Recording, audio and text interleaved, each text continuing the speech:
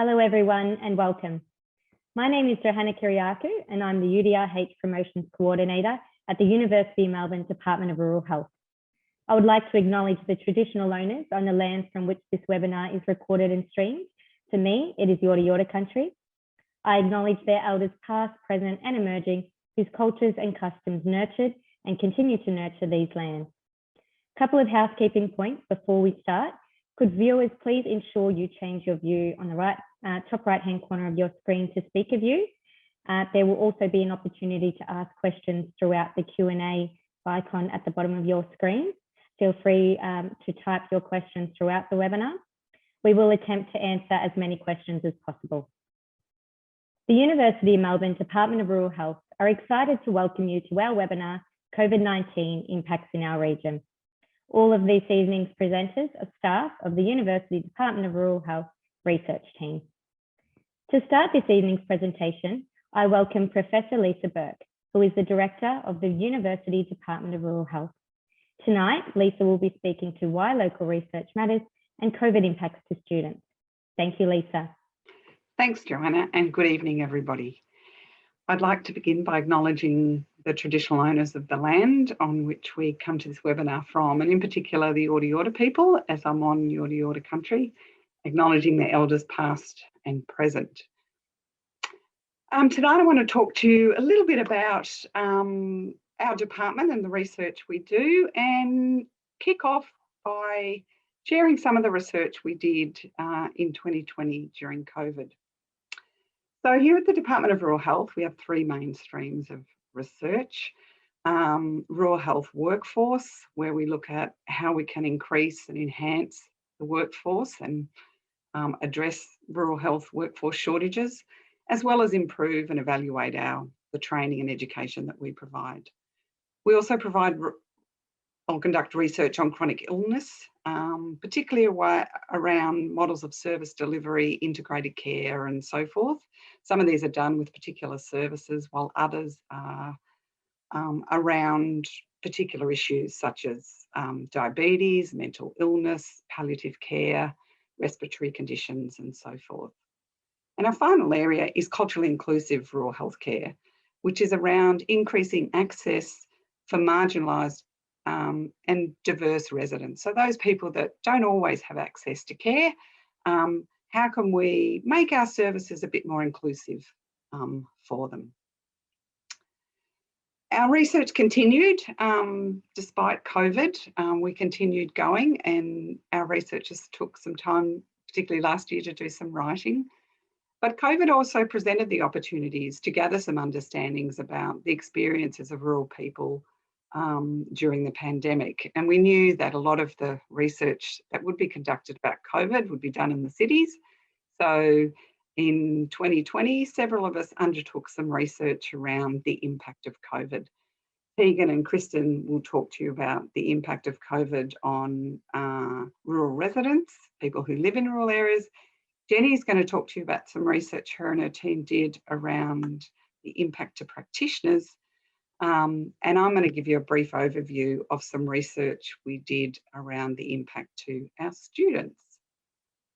So I'll move into that now. Our program supports students, particularly in nursing and allied health, so physios, OTs, social workers and so forth, to come out to rural areas and undertake a clinical placement. So it's like a practicum, might be in a hospital or a clinic. But some of our health students are based in schools and kindergartens, and the photo here shows some of our students doing a snow placement, or what we call the snow placement, where allied health students help people with disability have an experience at the snow to ensure that it's safe. And our program, we're one of 16 programs around the country, and all the programs have a network called the Australian Rural Health Education Network. And we came together last year to think about, what is the impact to our students and how could we explore this? So we did a research project that was a national project.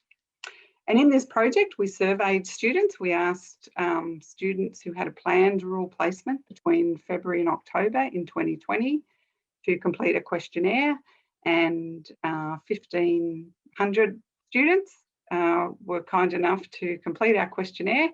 We asked at the end if they'd be willing to be interviewed, and we randomly selected 30 and 29 agreed to be interviewed.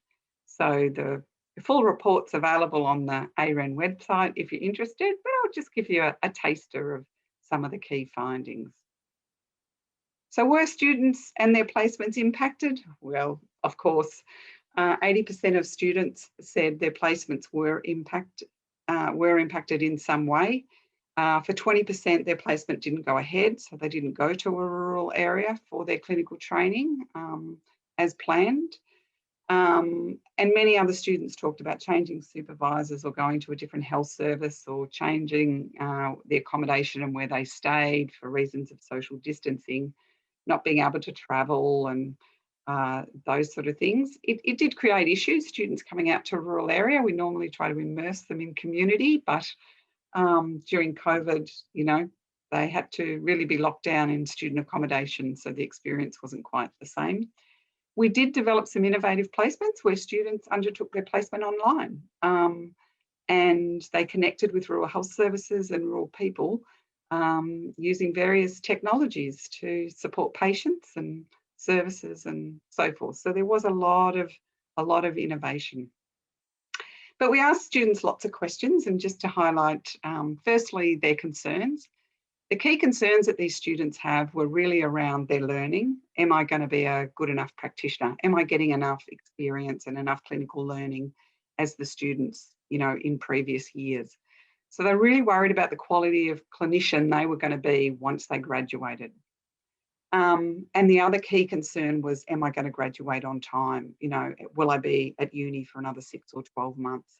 And that was a big concern to students, many who've undertaken study for a few years, and to make that longer posed some challenges. There were other concerns raised, as mentioned here. Students had complex lives. Students did lots of different things. There were some money worries, some anxiety and stress and so forth, as there were for most of us. But it was really those first two issues that were the main concerns. But there are also lots of positives, and I can't stress this enough. Students were unbelievably grateful for their placement. They felt supported by others. Most were satisfied, felt lucky to go on placement, felt supported by their supervisor and others. And most of these students also indicated wanting to be involved in healthcare during a pandemic. They wanted this experience, they wanted to learn about it, and they were happy to go on placement during this time. They weren't particularly concerned for their own safety, but they were concerned for the safety of others. So just to give you a couple of quotes from the interviews that we conducted. You can see the first one there is really around, you know, development of those clinical skills, and am I going to be, you know, good enough when I graduate? The second is concern about family and others. We had stories of students moving to live with grandparents and so forth, to care with them during COVID, and study online and so forth. So there was a lot of caring and concern for others. And there were concerns about, you know, if I did come rural, I don't want to bring the virus and transmit it, or, and obviously some of our health services were concerned about that as well. But the students were keen to be involved, but also concerned about their impact to others. So overall, 1 in 5 students didn't get to go on their rural placement as planned, you know, due to the obvious restrictions and so forth that we all endured. And this varied between states and regions and so forth, as you can imagine.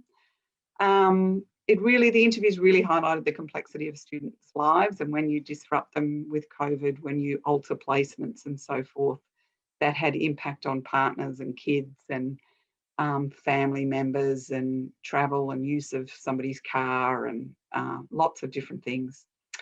The students were really concerned about the quality of the practitioner that they're going to be, and I mean, I would like to allay their fears that we're always learning, and we hope those clinical skills will still develop over time.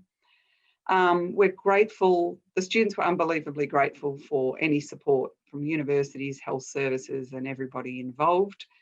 And they really wanted to contribute to the pandemic. And I think this is probably the key learning we can take from this, is when we think about a surge workforce or increasing the workforce or so forth, this is a body of, you know, that they are students, but many of them, particularly in their final years, have substantial skills. They can be very useful in supporting health services. Many of these students were young and fit and wanted to be involved. And I think, you know, we need to consider them in our workforce planning and in our response to pandemics and other situations. And I'm always reminded of the words of wisdom from Sue Wilson, that a student isn't a student one day and a practitioner the next. They become a practitioner throughout their studies, and those students in their final years have a lot to offer.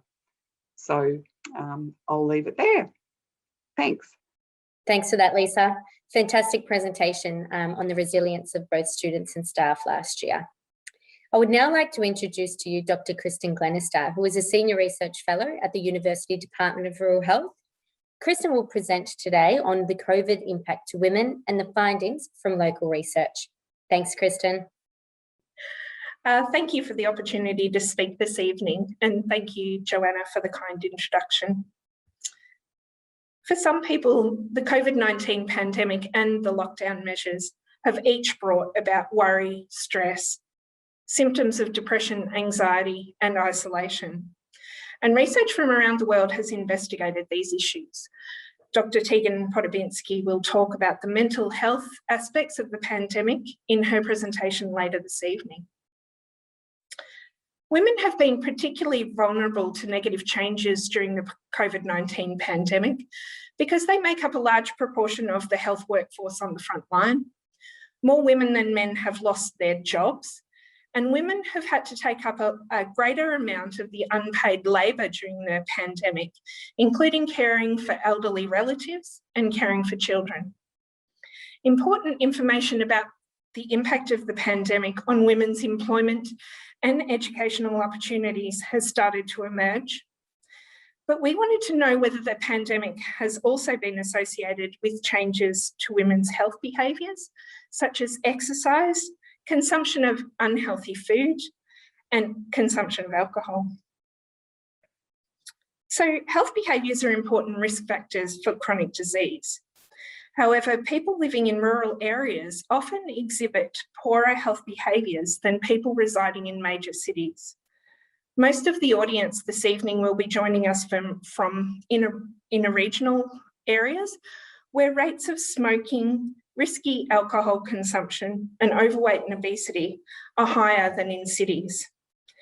People residing in rural areas can also face barriers in accessing health services and health promotion activities.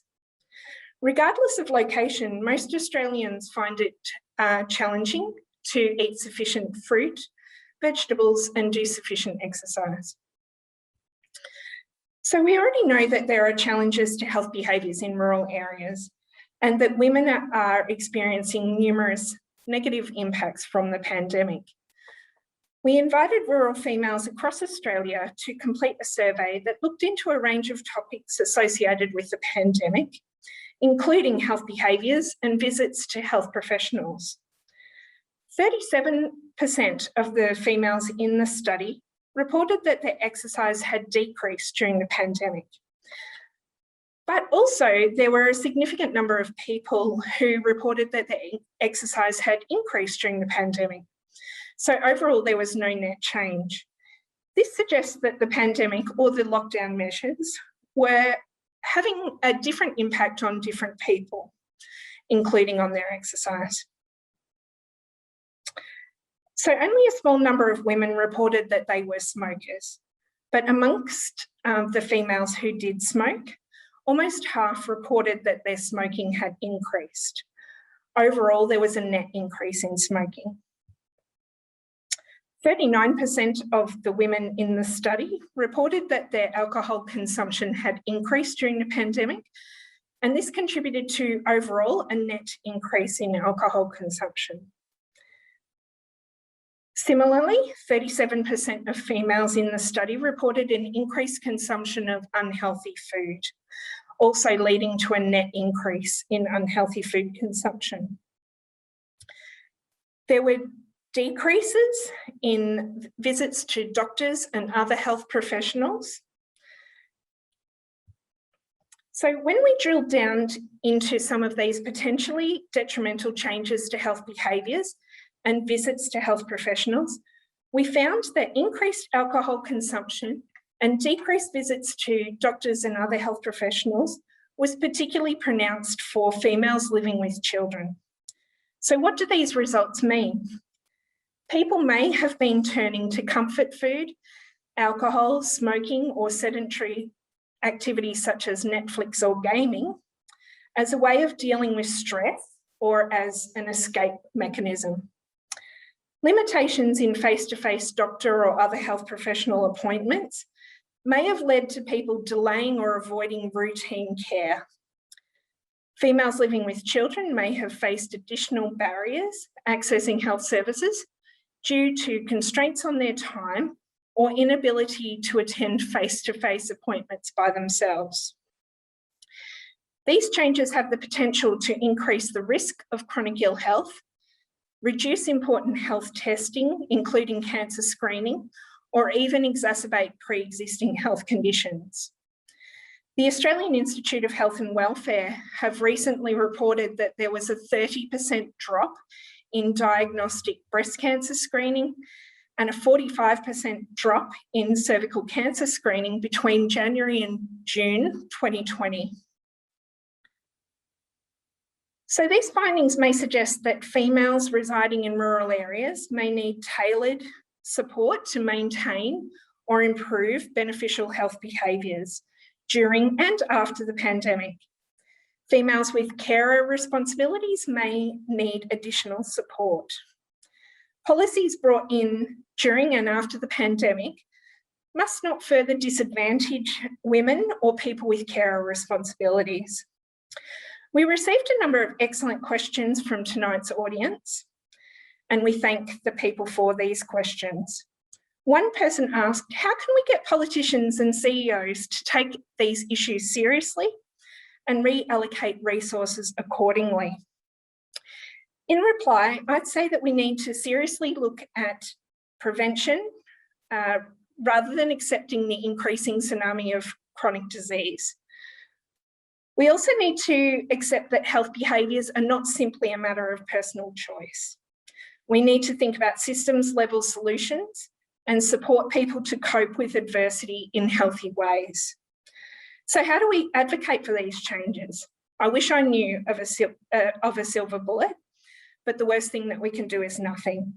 Perhaps we need to convey a stronger message about the financial benefits of prevention rather than cure. Previous research has found that for every dollar invested in health has a 4-fold return and a 10-fold return for investment on women's health initiatives with flow-on effects to families and children. Another audience member asked, what would a gendered lens in COVID-19 recovery look like? And for me, gender disaggregated data is an important starting point to enable better understanding of the issues and the impacts on women. Increased representation of women in decision-making, policy writing, and leadership are essential. We must protect women's jobs, and we must combine this with childcare that works for women. We must also invest in support services that promote equity and protect women's health and wellbeing. Challenging gender norms is also essential. Thank you. Thanks so much for that, Kristen. That was a fantastic presentation. And thank you for addressing some of the key questions that were asked in the registration process of this webinar. I would now like to introduce to you Associate Professor Jenny Wellen-Newton who is the Director of the Rural Health Academic Network, or RHAN for short. Jenny will be presenting on the experiences of local health practitioners during the pandemic. So take it away, Jenny. Good evening. I'm Associate Professor Jennifer Weller-Newton, and I'm the Director of the Rural Health Academic Network, based in the Department of Rural Health here in Shepparton. This evening, I'm presenting to you some research I did looking at the experiences of local health practitioners working during COVID-19, in particular last year. So I need to acknowledge that this work was undertaken by my team of RHAN coordinators at the time, along with 2 colleagues from North East Health, Wangaratta. As we're all aware, healthcare workers were on the front line of COVID-19 pandemic and still are globally in many countries. And dealing with the pandemic response in their professional lives, whilst managing family and households outside of their work, was challenging. In particular, in regional healthcare services, experienced additional unique challenges as the pandemic unfolded, given our geographical isolation from metropolitan centres, more limited equipment available, limited staff who possess the desired skill set, and border closures. So this particular research project provides some understanding of how healthcare workers made sense of and gave meaning to the events happening around them, their role and their personal reactions, and some of the strategies for managing these reactions.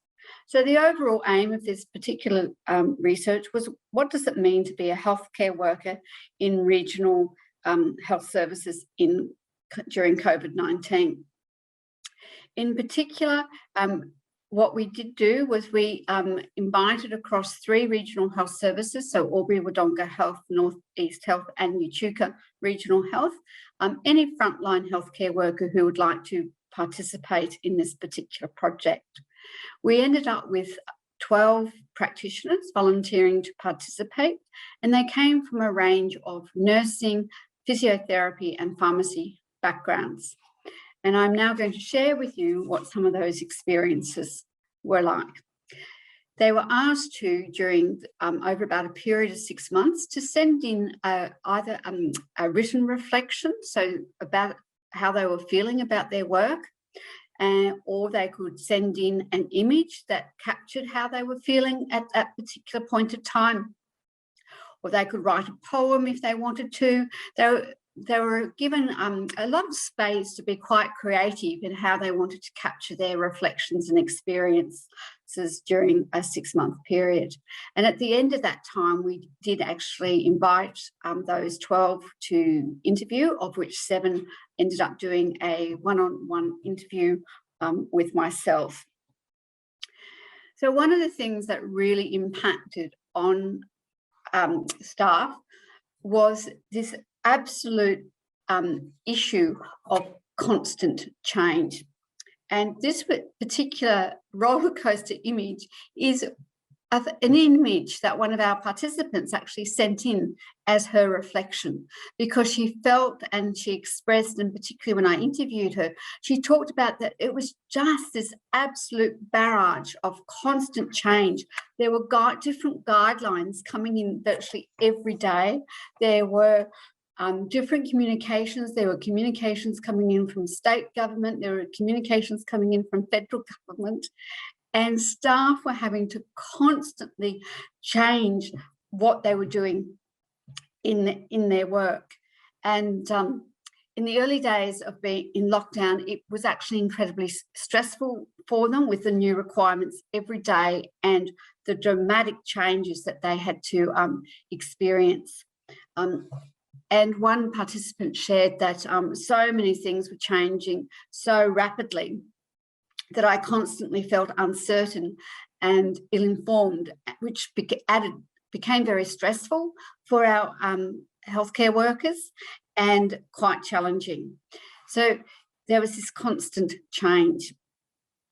The other thing, which I think we're all familiar with, because we're still having to wear masks when we go into public spaces, when we go do our grocery shopping, a participant for her reflection, sent through a poem that she wrote, and it was about the impact of having to wear a mask every day, all day throughout that shift.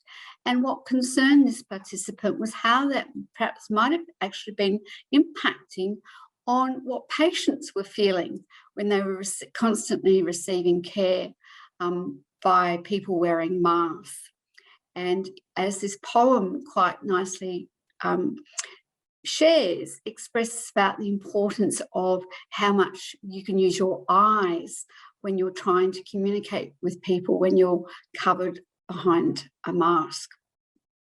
So while the mask was very much needed for a precaution for all of us, but as this poem indicates, it's about never forget what the patient can't see. And it's important that you need to smile. And I think that was, that really, I felt really touched my heart that she had taken that time to write this poem. The other thing that really impacted on our healthcare workers was this relentless fatigue. And they shared in their reflections and in their interviews how so tired they became, and it was a constant fatigue, and it didn't matter whether they'd been out exercising during the day. They talked about the fact that, they were still having to screen clients for COVID, even though there'd been no active cases for ages. It was very tiring going through the extra routines and then having to come home and being restricted at what they were doing at home. And most of the participants, not only were they working in the front line, but they also still had their core family responsibilities at home. Quite a few of them were homeschooling, or they had students down, children down and studying in Melbourne who'd had to come back home. So there was this real juggle of managing their work and then having to go home and be supportive for the family. And I think the comment made by one that now I'm tired of being tired, I think in essence really summed up the reflections that were coming through from the participants in terms of how tired they were feeling. However, despite the tiredness, despite the constant change, the other thing that has come through this research was that they shared about being in this together. And in being in this together, it wasn't just about that they were a group of healthcare practitioners working in regional Australia, but that they were healthcare workers as part of a global community of healthcare workers who were really trying to work together to try and contain the pandemic. And as one participant shared, I'm not alone, and that's what keeps them going. And as part of this being in this together, quite a few of the participants had to step up. They had to take on new roles during their work, and that camaraderie and teamwork really helped them get through what was an incredibly tough year last year. So thank you. Thanks so much for that great presentation, Jenny. I particularly like the roller coaster photo. I know many of us can relate to feeling something very similar last year. I would now like to move on to Dr. Tegan Podubinski, who is our last presenter for this evening.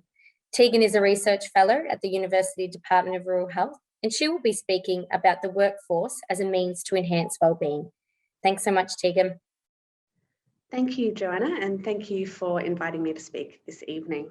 Today, I will be talking about the role that workplaces can play in enhancing employee wellbeing during and beyond the COVID-19 pandemic. I'll be using some preliminary results from an online survey about workplaces and COVID-19 that was conducted back in May and July of 2020.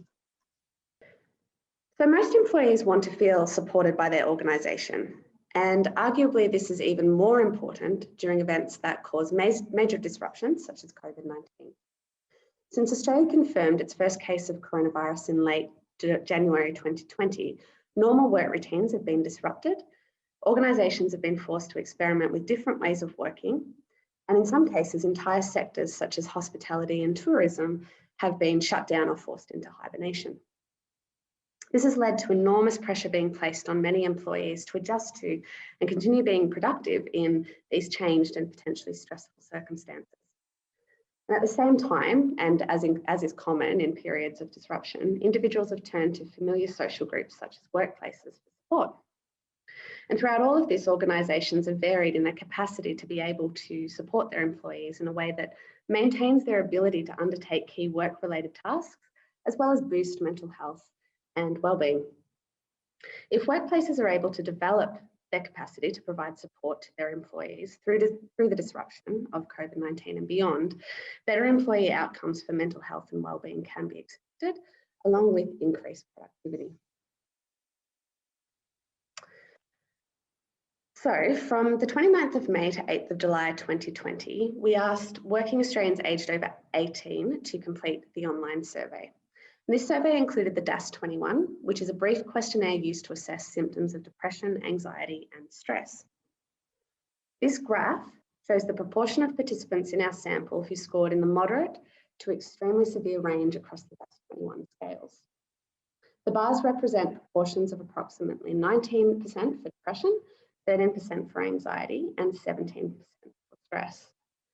Now, as a side note on severity labels, the severity labels are used to describe the full range of scores in the population. So mild, for example, means that the person is above the population mean, but probably still below the typical severity of someone seeking help. So it doesn't really mean that they have a mild level of a disorder.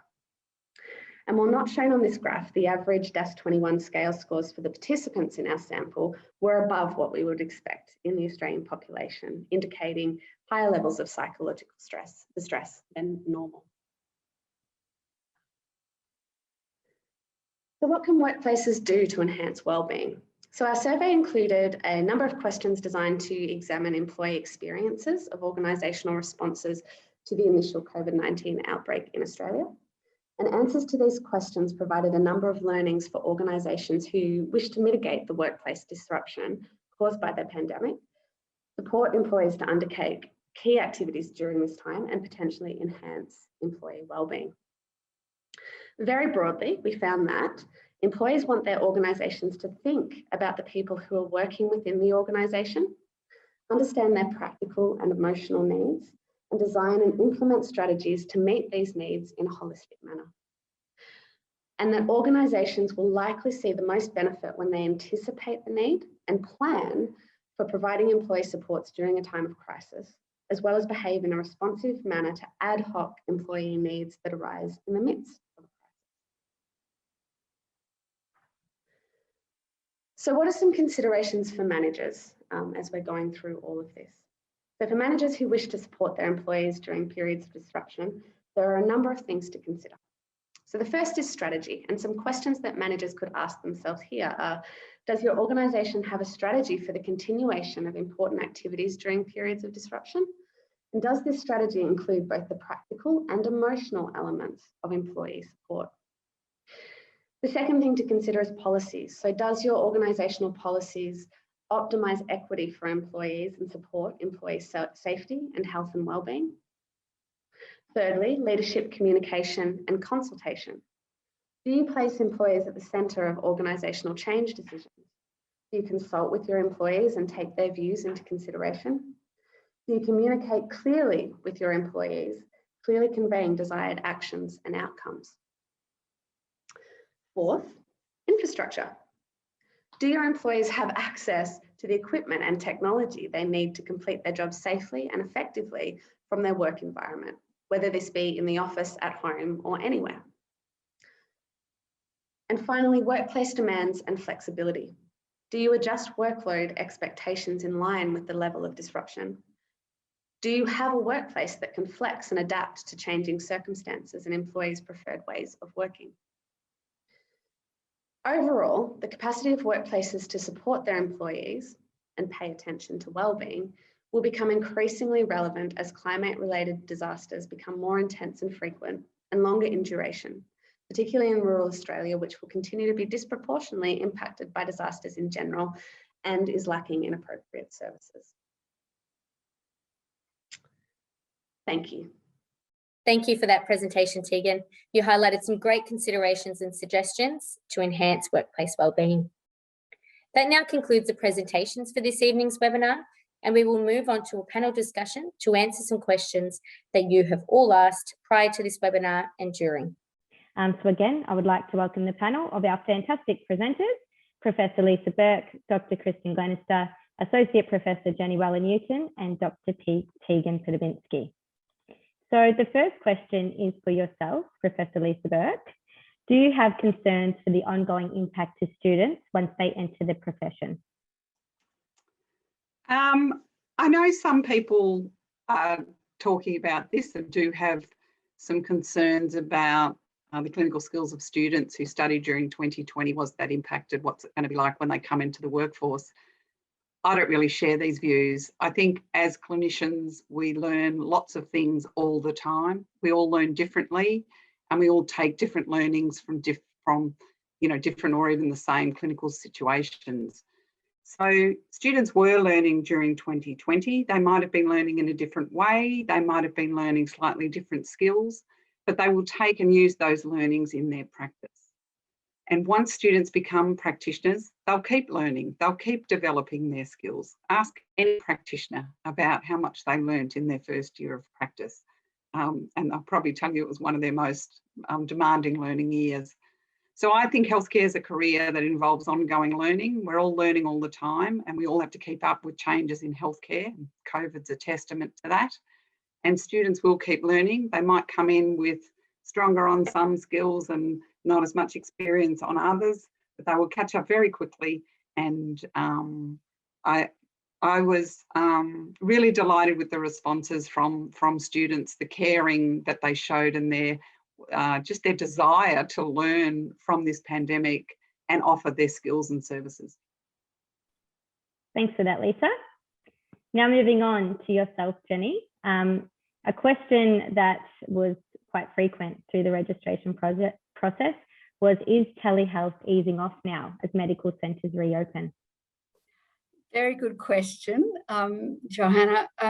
Look, not really, because quite a few, certainly in regional parts of Australia, the fact that telehealth has continued to be funded as a Medicare item has meant that healthcare consumers are able to still engage and do telehealth consults, and particularly when they're trying to connect with specialists in those larger regional centres and tertiary facilities. So telehealth is still around, and hopefully will continue to be funded because it does enhance access in our regional areas. Thanks, Jenny. That's fantastic. Moving on to Tegan now. A question for yourself, Tegan. Prior to COVID-19, many Australians experienced bushfires, droughts and floods. For those who did, what was the impact of also experiencing COVID-19? Yeah, so I think it's important to acknowledge that COVID-19 didn't occur in a vacuum for most people. And I guess where particularly regional and rural areas are going to continue to experience more intense, frequent, longer in duration climate-related disasters as we kind of move forward. So we do need to give a lot of, I guess, increasing attention to the mental health impacts of this. We did have a look at this as part of our research, Kristen and I, and we looked at whether previous disaster exposure and the impact of that disaster, so whether a person had experienced emotional stress, physical stress, financial stress, or loss of property, all those kind of things. We looked at whether that combined with COVID-19 increased the stress levels, and we found that, yeah, it did. So people who had experienced those prior disasters plus COVID-19 were, I guess, had more psychological distress than people who hadn't had those previous experiences. And interestingly, we also found this for people who had a prior history of a mental health disorder as well. So I guess what all this indicates is that certain groups of people are likely to need additional support during disasters. Yeah. And just leading on from that, Tegan, a more rural specific question. Given the lack of mental health services in rural areas, what other supports are there for people who are experiencing difficulties relating to COVID-19? Yeah, so there's some, I guess, pretty good online and phone resources that are out there. So, and Joanna, I guess I can give you the links to these to send around if people are interested. But there's Beyond Blue has their coronavirus mental wellbeing support service, which you can access. There's also Kids Helpline for kids out there, and they have some really good resources around COVID-19. Head to Health COVID-19 support has a lot of online apps and things that could support people through COVID-19 and potentially other disasters as well. Again, going back to children, schools generally have some really good resources that can assist in preparing students and school communities for the threats of emergencies, as well as helping them to recover in the aftermath. So, you know, if you do have children, your school can be a really great place to touch base with. And I guess, you know, coming back to the research that we are doing as well, we believe, I guess, that workplaces could be able to take a similar tact as what schools do for children, that we could do this for adults, because they're an essential part of people's community and social groups, particularly when disasters do occur, and we would love to be able to upskill and increase the capacity of workforces to be able to do this in a way that you know, schools have been doing for a long time for their communities. So that's, I guess, where our research is headed. Thanks, Tegan. And back to yourself, Jenny. How can local health practitioners keep updated on health, mental health, resources, and other like things for patients?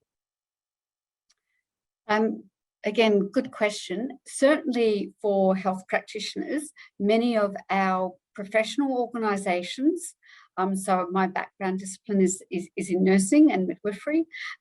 So my professional organisation provides a lot of resources, and also, as Tegan's just alluded to, there are also resources, for example, like Beyond Blue, and they have resources specifically for practitioners as well.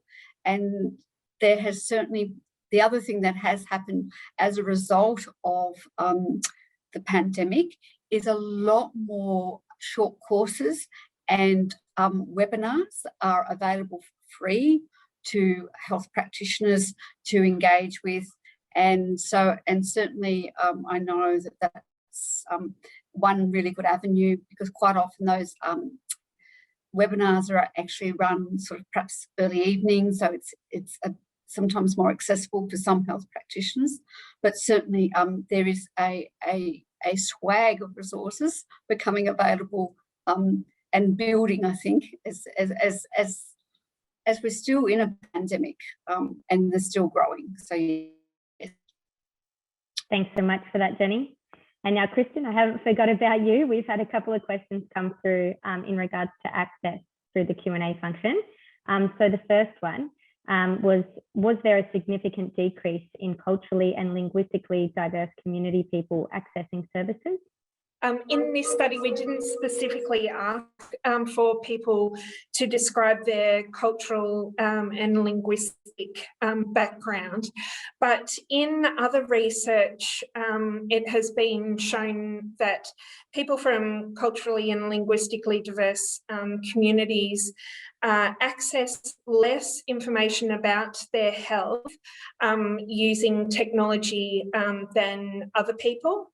And I assume that a similar pattern would be happening, particularly if you have an intersection between cultural and linguistic diversity and rurality and socioeconomic disadvantage, particularly with English as a second language.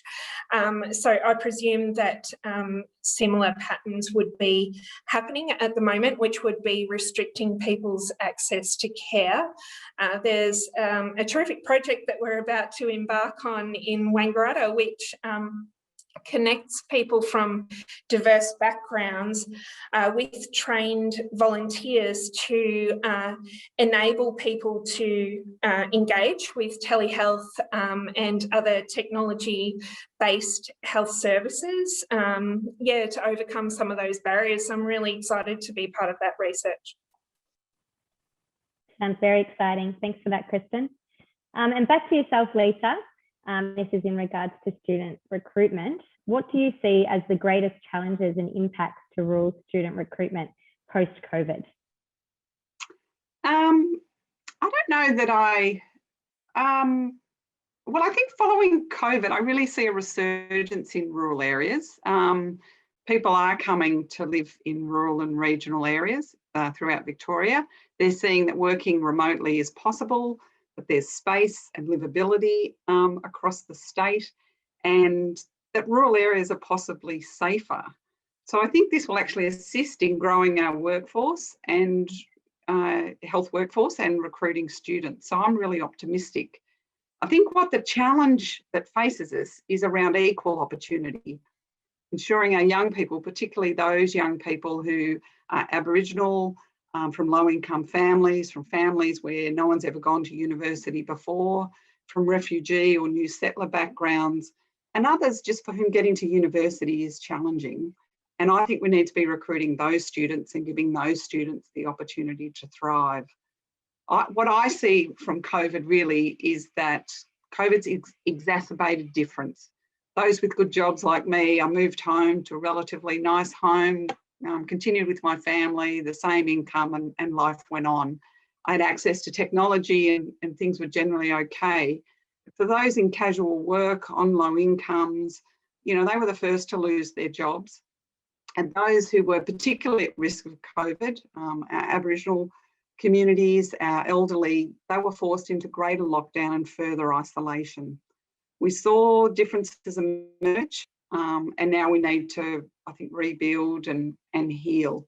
But it's also, it often takes a crisis to create change. So we learnt during 2020, I think, not only do Black Lives matter, but we are all responsible to make sure that Black lives are included, empowered, and have the opportunities. So I see those as the big challenges to take forward, really around equity. Awesome, Lisa, thank you. And Tegan, we've just had a question come in directed at yourself through the Q&A function, and that is, did your research focus on specific workforce industries, and also, did you explore impacts of job loss and reduced income due to COVID? Yes, so we did ask people to look at, I guess, to tell us what industry they were working for, but at this stage we haven't actually separated, I guess, that data. So we haven't drilled down into what was going on in specific industries. We've sort of taken it more as a general what was going on in all sorts of different workplaces at the time. In terms of the job loss, and financial losses, I don't believe we did ask those questions, but the majority of our participants were actually in paid work at the time and hadn't had their hours or finances changed because of that. So we couldn't really, that had caused stress. The majority of our participants still employed and still being paid at the time of that survey. Thanks, Tegan. And I've kind of got a question for all of you, actually. Looking to the future of and what 2020 is like, a little bit about that and what's being planned for this year and beyond. I think it's an exciting for research, because one of the things that we saw through COVID was a real push to get research findings and outcomes out there. So there's been a much bigger turnaround in terms of our publications and so forth. And while, the audience, that may not be a big issue, but for us it is. When you find particular results, getting them out and sharing those results has been a very lengthy process. So there's been some real innovations in the research space and reliance on technology, much greater open access to research findings, papers, journals, without having to go through libraries and tedious processes. So it's, I think, research turnaround, being able to be responsive with research and not having it be such a lengthy process, I think driven by the need for a vaccine, but it's ricocheted off and had impacts to other areas of research. So I see the research field generally as being quite an exciting time. I think locally, we are committed to understanding the needs of our communities. Our health services look to us, I think, to provide them with information on how they can provide services and for our communities. Each rural community is different. John Humphreys always reminds me, if you've been to one rural community, you've been to one rural community. So understanding what those local needs are, and those needs are different, you know, in Cobram than they are to Corryong and over in Ararat. So I think collecting local data so that health services can be responsive and build the health service they need. We are committed to being a part of that. We're committed to pursuing our research agenda, and you've heard that we do lots of different things, and the fantastic team that we have here sharing their results. Most of the research we do write reports for our participants. They're mostly on our website. So if there are people out there that want to know what happens to particular things, don't hesitate to contact us. We actually do like to be contacted and know that our research is being used and people are interested and reading about it.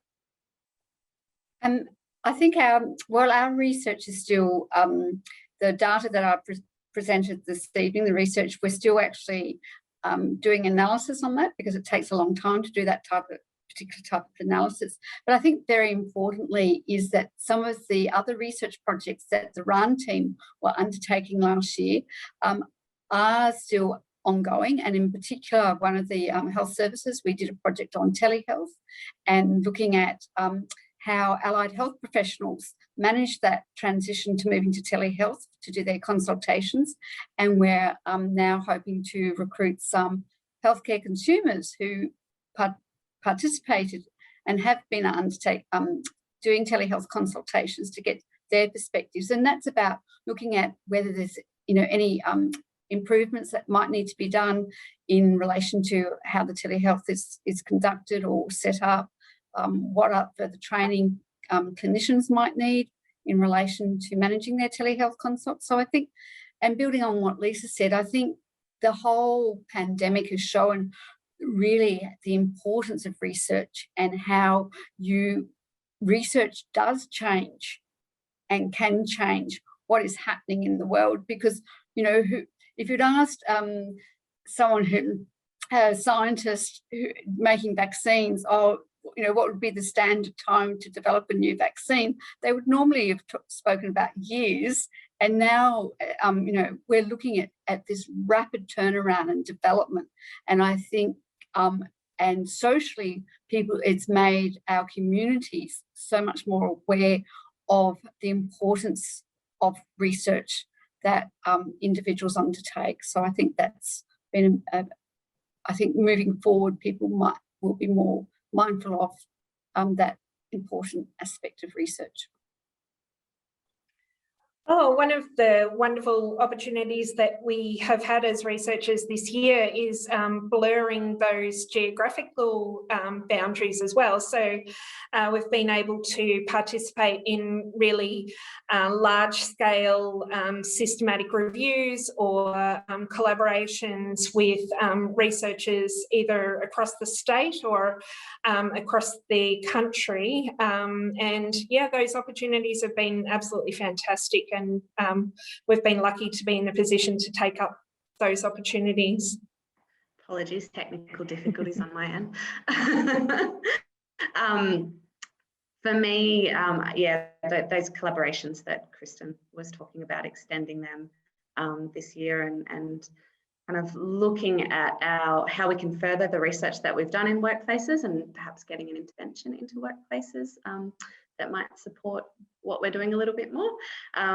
This year might be a little bit different for me I'm about to have my second child, so research might take a little bit of a a back seat for for maybe the rest of this year. I say a couple of months, but maybe the rest of this year. But yeah, hopefully there'll still be lots of room for some of the things that we've been doing. I feel like you'll be much busier, actually, Tegan, than our research team. So, good luck with that.